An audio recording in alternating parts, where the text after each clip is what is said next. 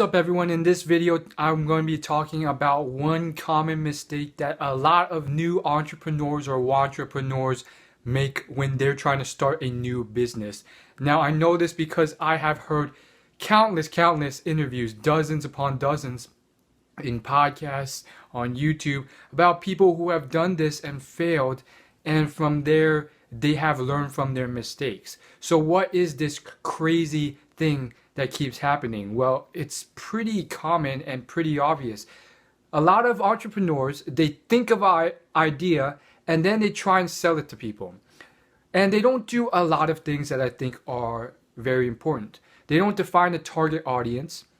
They don't figure out and research and ask properly. That's also very important, because sometimes you're ahead of the curve by asking, but then you're not asking in the right way. You're not digging deep enough. And because you don't do any of these things, you end up releasing a product that sometimes you spent years or hundreds of thousands of dollars to make, and then you try and sell it and no one wants it. And you're like, oh, I thought this was such an ingenious idea. How come I've wasted all this time and energy and money? And then you failed. So this happens all the time, and it still happens all the time. And a lot of entrepreneurs, that's their mindset, that's their belief. Now, this could work, if you get lucky, things could align, and your big idea is what's going to take off and make it work. Now, the whole concept of I just need to find a super inventive, innovative, creative idea that no one's ever considered before is not something I agree with the more and more I learn about businesses and hear stories of failed businesses.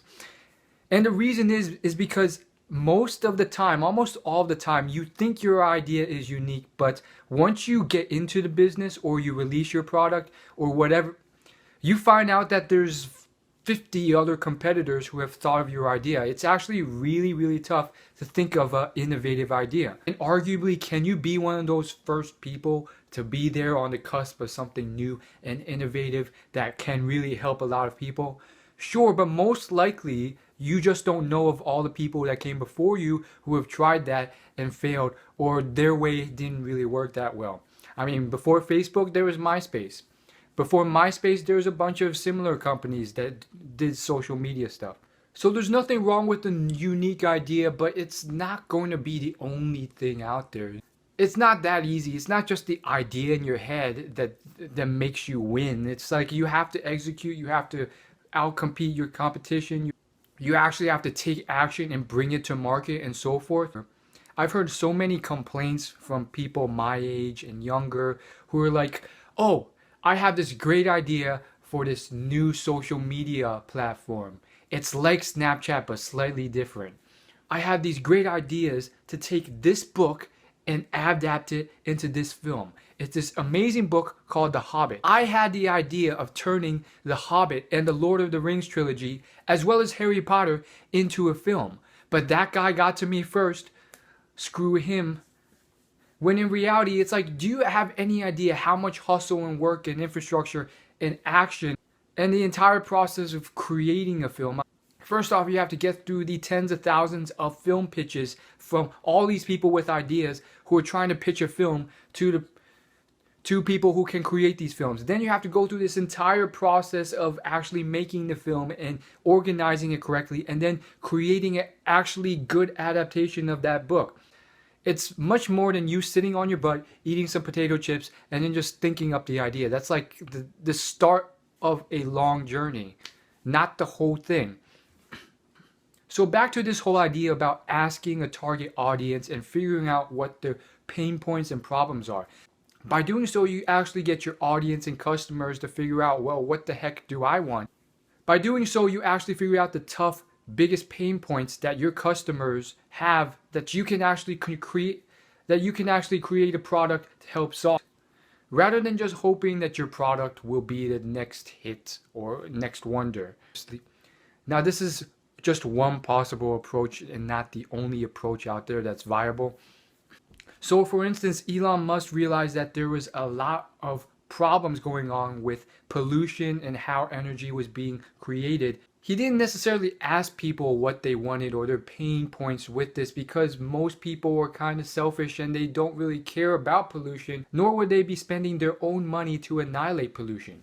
However, he noticed how big this problem was, and he knew that many of the current ways that we create gas and energy are not going to be sustainable once we run out. He realized there was a market, like it or not, for sustainable, environmentally friendly energy, and thus he made these really crazy solar energy powered factory things. There are plenty of businesses who have done just this, and they've done the research and put in the work, and rather than just guessing or just putting out something that they think that they like, and I've seen quite a few businesses fail trying to do this, they asked people, researched it very well, and came up with a working solution to their problem. Now, there's this great book that was recently released. It's called Ask. It's about a man who has worked with some of the top companies in the world, and through his help generated tens of millions of dollars for all these companies by using this approach and technique and asking properly in the right way to research and really barrel down to what exactly it is that the audience, that the target customers actually want. And he talks about why it's important to ask properly, because oftentimes your customers, your audience doesn't know what they want. There's a quote by Henry Ford. It goes, "If I had asked customers what they wanted, they would have said faster horses." And so one big element of his strategy is, rather than asking them what they want, ask them what they don't want. So for instance, rather than asking your girlfriend, "What do you want for dinner tonight?" usually goes pretty badly. "I don't know, what do you want?" And then that goes on in a cyclic waste of 20 minutes of your life for 20 minutes. You can start with, what are you absolutely sure you don't? So instead of asking your customers, "What do you want?" ask them, "What elements of a product are you sure you do not want, that you know will not help, that you would never pay for?" That's all I gotta say. As always, like and subscribe. Thanks for watching. See you later. Hope you liked this video. Of course, if you're new to this channel is all about self-development and success. You can hit the subscribe button below for free updates every Thursday. Otherwise, I will see you in my next video.